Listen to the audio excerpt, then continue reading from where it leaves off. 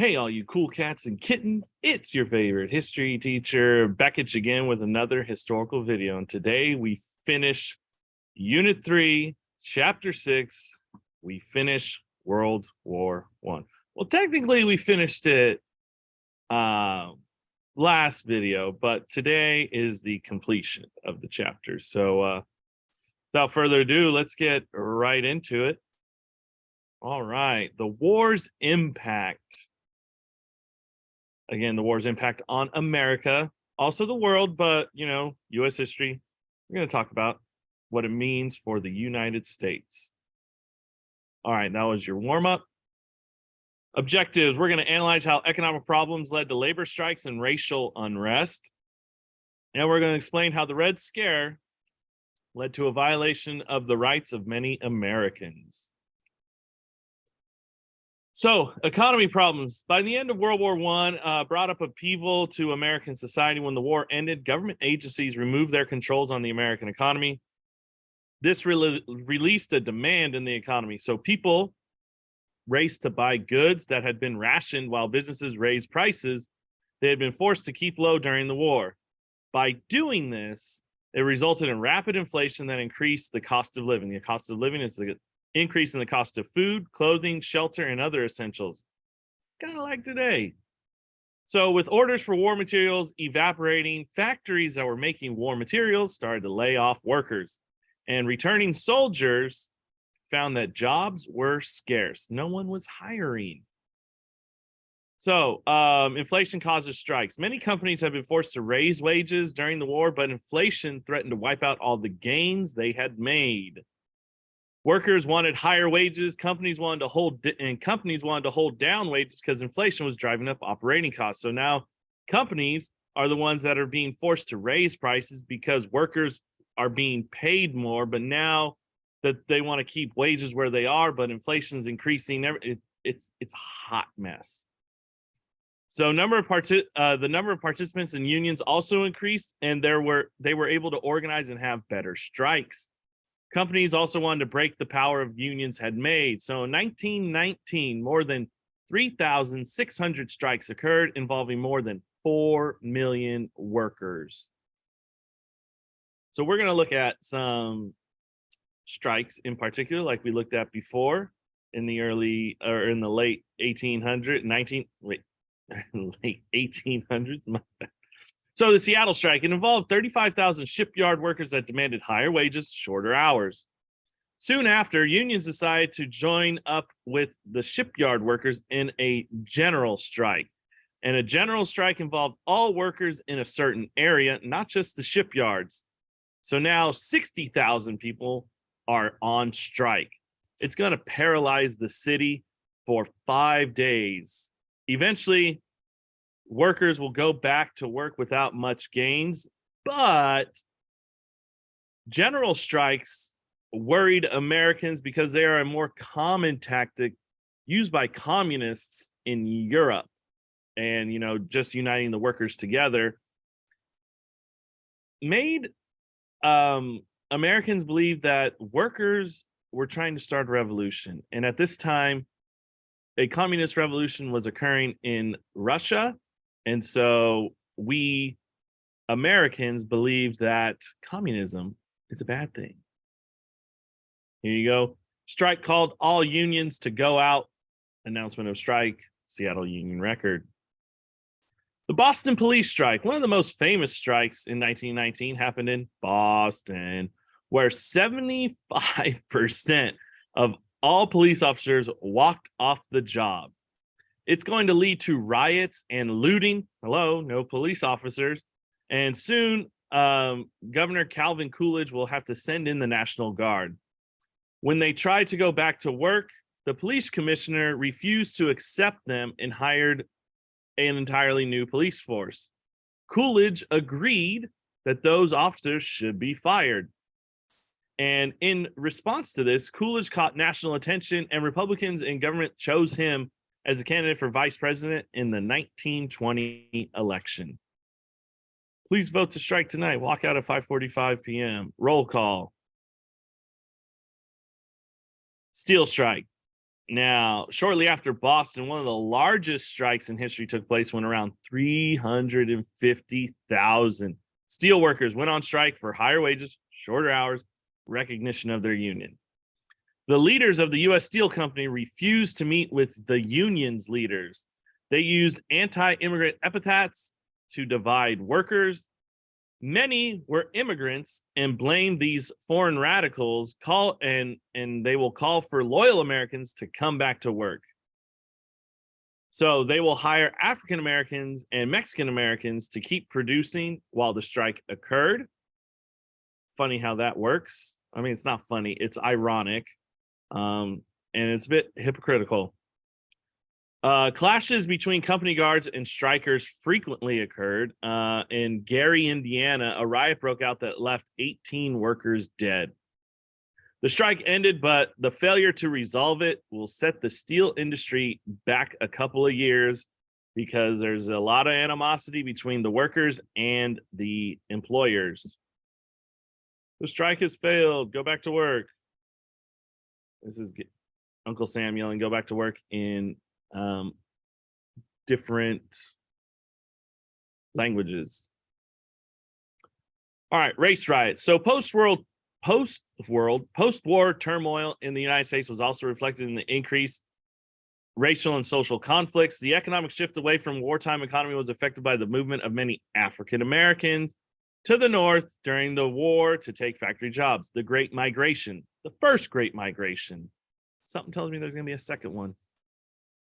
Some returning soldiers blamed African Americans for taking their jobs during the war.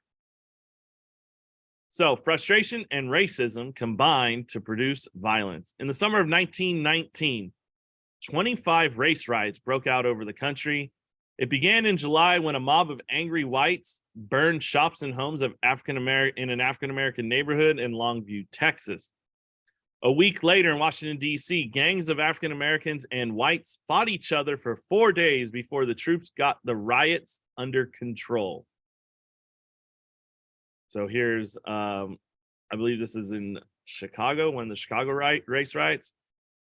And one of the worst instances of violence occurred in Chicago.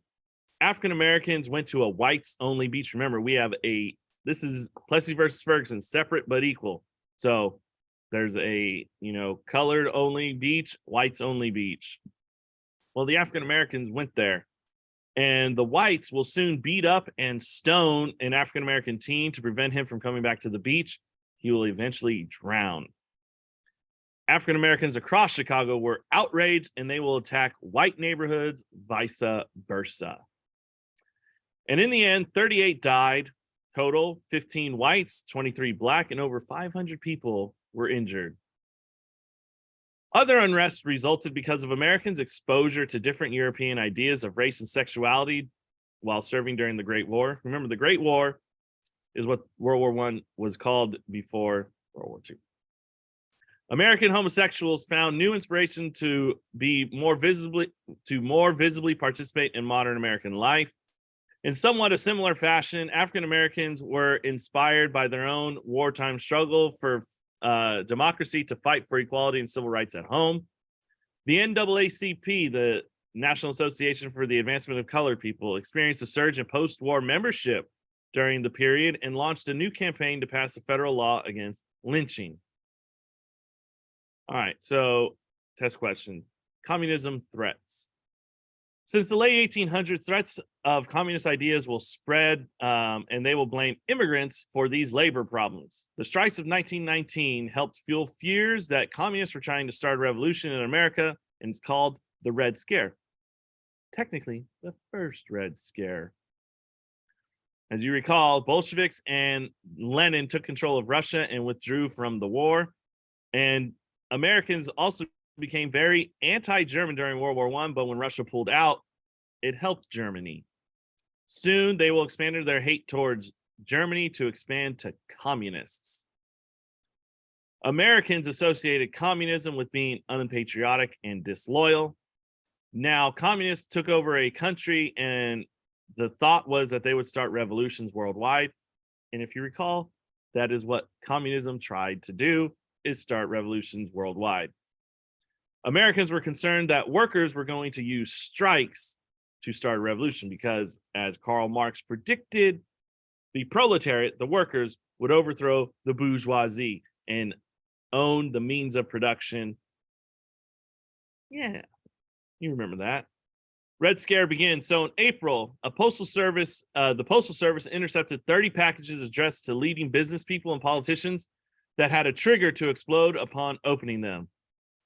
1 month later, at a parade in Cleveland to protest the jailing of American Socialist Party, Eugene V. Debs turned into a series of riots. We used to have, yes, a communist party, socialist party in America. 2 people would be killed and another 40 were injured during these riots. But in June is when it got serious. 8 bombs in 8 cities exploded within minutes of each other, and that suggested a national conspiracy. One such bomb damaged the home of Attorney General A. Mitchell Palmer. Test question. So Palmer took action. He will, if you're going to attack his house, his livelihood, you too would do something about it. So he will establish a special division in the Justice Department called the General Intelligence Division, headed by a guy named J. Edgar Hoover. I don't know why they're abbreviating their first names. They just like to do it. Eventually, the GID would become the FBI, the Federal Bureau of Investigation. Although evidence pointed to no single group, Palmer's agents targeted the foreign-born. Racist. November 7, 1919, he will organize a series of raids on the offices of the Union of Russian Workers in 12 different cities. Less than 7 weeks later, there was a transport ship from New York to Russia carrying 249 immigrants who had been deported.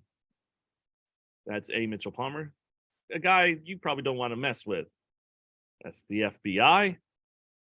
And that's an older picture of J. Edgar Hoover, who will become a more prominent figure during the second Red Scare. All right. This was part of your objective test question. Civil liberties were ignored. So in January 1920, Palmer will order another series of raids on the headquarters of various radical organizations. Nearly 6,000 people would be arrested. Palmer's raids continued until spring of 1920 when authorities detained thousands of suspects. Agents disregarded the civil liberties of the civilians, meaning they entered homes without search warrants. People were mistreated and jailed for an indefinite amount of time and not allowed to speak to their lawyers. Clearly a violation in today's world. Many of the nearly 600 immigrants who were deported didn't even have a court hearing. They were just straight suspected, arrested, deported. That's not how the law works. So here you have a little cartoon of Palmer's raids, trying to find out who is trying to start a revolution. What evidence? So Palmer was regarded as a national hero. However, he couldn't give any hard evidence of the revolutionary talks. He predicted that violence would occur on May Day, 1920, which is a worker holiday in Europe. Nothing happened, and he will lose his credibility. So, test question. The Red Scare greatly influenced people's attitudes in the 1920s. For example, the New York State Legislature expelled 5 members of the Socialist Party in January 1920. And within a few months, nearly 30 states passed sedition laws, making it illegal to join groups who advocated for a revolution. Socialist Party. And so the Red Scare linked radicalism with immigrants, and it's going to lead Congress to again limit immigration.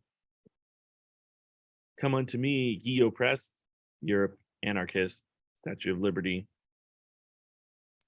Arrest Boston Bolshevists in Roxbury bomb outrage. 4,500 Reds taken in nationwide raids. Finds Reds plot of assassination. New York raids rounds up 800 Reds. Another nickname for communists, calling them Reds. All right, so the end of progressivism. Economic problems, labor unrest, and racial tensions and memories of World War I combined a delusional sense of Americans. During the 1920 campaign, Ohio Governor James M. Cox and his running mate, Assistant Secretary of the Navy Franklin Delano Roosevelt, future president, ran on a platform of progressive ideals. President Wilson wanted to make the campaign a referendum on the Treaty of Versailles and the League of Nations because he couldn't do it. He wanted these two to do it. But Republican presidential candidate Warren Harding proposed a return to normalcy, meaning a return to the simpler days before the progressive reforms, because if they're like saying, if you recall, America was so great. And then these progressive ideas brought upon unions, industrialization, and, war, colonies. Who knows what would have happened if the progressive presidents existed? And so these people, tired of progressivism going too far, they decide, hey, let's pull the brakes off and let's return America back to what it used to be. Sounds eerily familiar. He will win in a landslide by 7 million votes. So many Americans hope to put the troubles behind them and build a more prosperous and stable society that progressivism had created an unstable society. And that's Warren Harding. And again, I don't have the book in front of me. So hold that thought.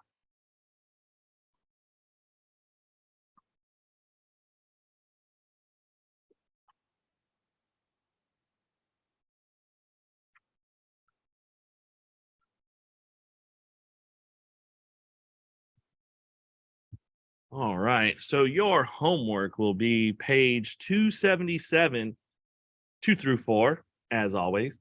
And yeah, hopefully you guys did enjoy that. I know it was a lot. I talked pretty quickly, but hopefully you're able to pay attention for the Red Scare and how the war kind of impacted returning soldiers coming back, creating all the labor unrest. All right. If you guys did enjoy that, make sure you hit that like button, leave a comment, subscribe, and I'll see you in the next one. Peace.